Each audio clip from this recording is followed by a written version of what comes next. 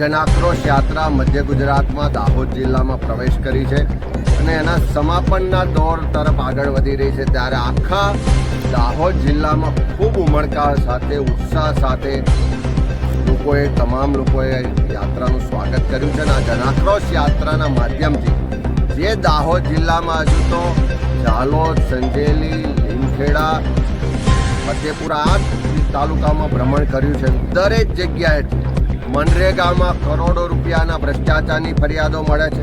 દરેક ગામમાંથી નલ સે જલમાં કરોડો રૂપિયાના ભ્રષ્ટાચારની ફરિયાદો મળે છે। આખા વિસ્તારમાં ચારે બાજુ બોર્ડરમાંથી દારૂની રેલમ છેલ થાય, ટ્રકોની ટ્રકો કન્ટેનરો ભરીને દારૂ આવે છે। મોટા પ્રમાણમાં દાહોદમાંથી હપ્તા ગાંધીનગર સુધી પહોંચે છે।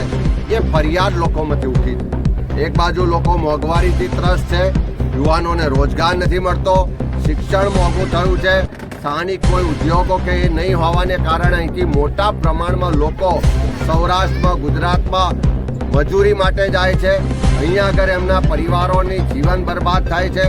આ બધા જ પ્રશ્નોને લઈ અને લોકો આજે ખુલીને બોલી રહ્યા છે, રસ્તા પર ઉતરીને લડાઈ લડવાની તૈયારી કરી રહ્યા છે।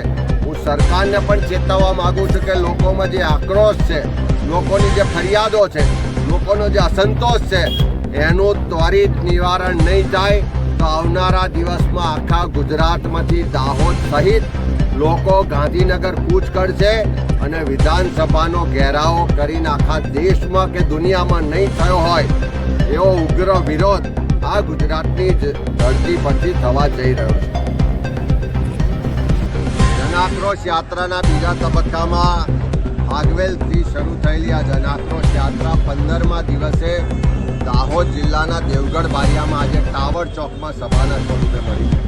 તમે જોઈ શકો છો કે હજારોની સંખ્યામાં લોકો, જે સામાન્ય લોકો છે, જે જનતા છે, કે આ જનાક્રોશ યાત્રામાં જોડાઈ રહી છે। ગામે ગામ લોકો ફરિયાદ કરી રહ્યા છે। ખાસ કરીને દેવગઢ બારિયામાં ત્યાં વર્ષોથી ભારતીય જનતા પાર્ટીના ધારાસભ્ય જે વર્ષો સુધી મંત્રી પણ રહ્યા, એમનો પરિવાર મનરેગાના ભ્રષ્ટાચાર માટે આખી દુનિયામાં જાણીતો થયો। એ જ દેવગઢ બારિયાની નગરપાલિકામાં પણ કરોડોનો ભ્રષ્ટાચાર થાય છે। અહીંના રસ્તાઓ વર્ષોથી બનતા નથી, રસ્તામાં ખાડા છે કે ખાડામાં રસ્તો છે, ફરિયાદ લોકો કરી રહ્યા છે। ભાજપના મળતિયાઓ ગેરકાયદેસર ખનન કરે છે અને અહીંના જે અધિકારીઓ છે એ લોકોના ખિસ્સા ભરાઈ રહ્યા છે।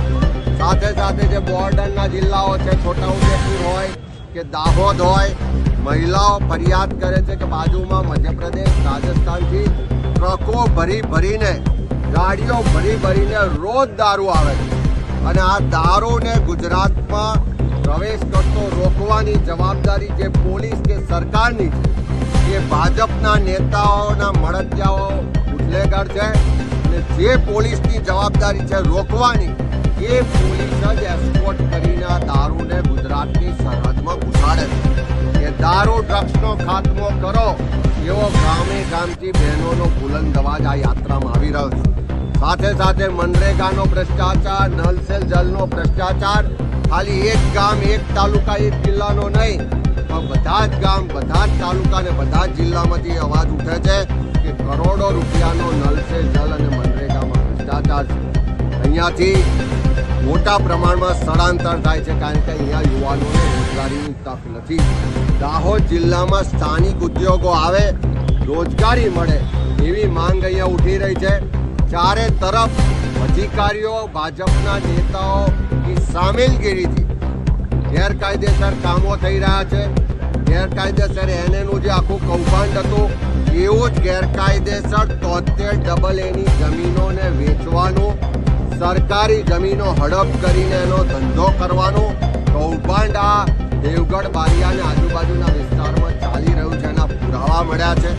જળ જંગલ જમીનના અધિકાર નથી મળ્યા એવી ફરિયાદો મળી છે।